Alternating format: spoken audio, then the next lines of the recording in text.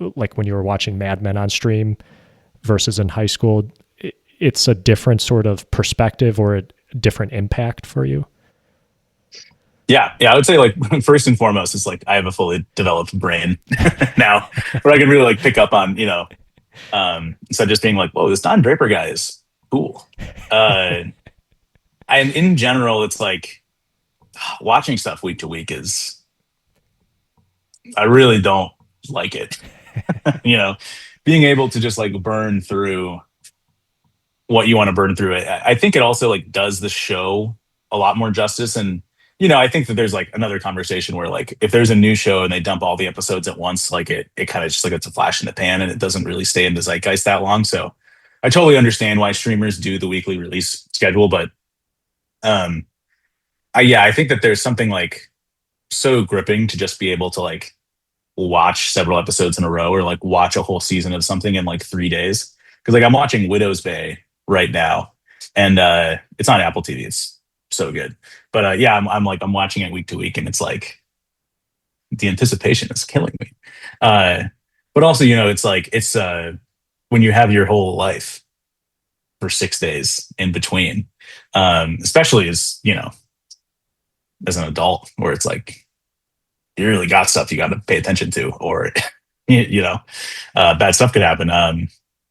Uh, yeah, it's like watching something sort of at your leisure. I think is like a much more enjoyable experience, and for me, it's like a lot easier to engage with what's going on in a more like cohesive, continuous way.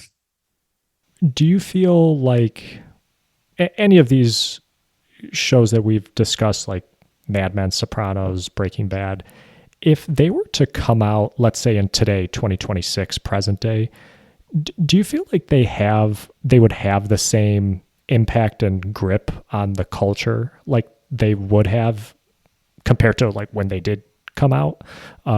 Or do you think with streaming and the just abundance of content on streaming, there's sometimes things, I don't want to say get watered down, but it's, something comes up, it's very popular, but then another great show comes up and it's available now, and now we're paying attention to this thing.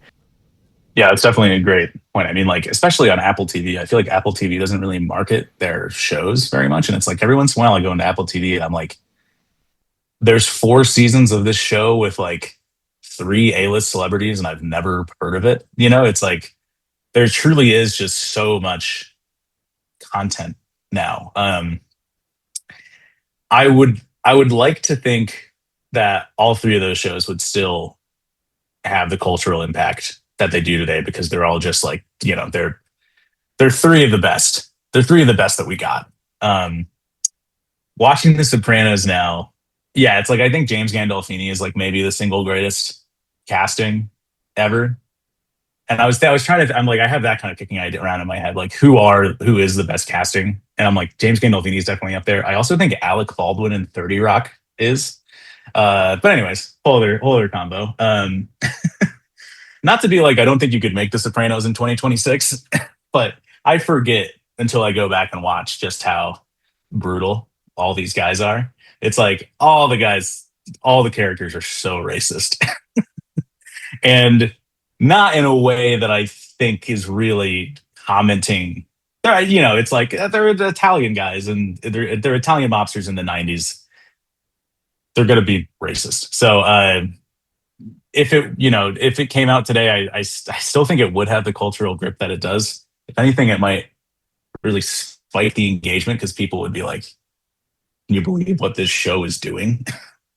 um, but yeah, like, I think like all those have staying power, and there's probably a lot of shows right now that have staying power, but no one has seen them because there's just such a flood of information. There's such a flood of television accessible to us right now.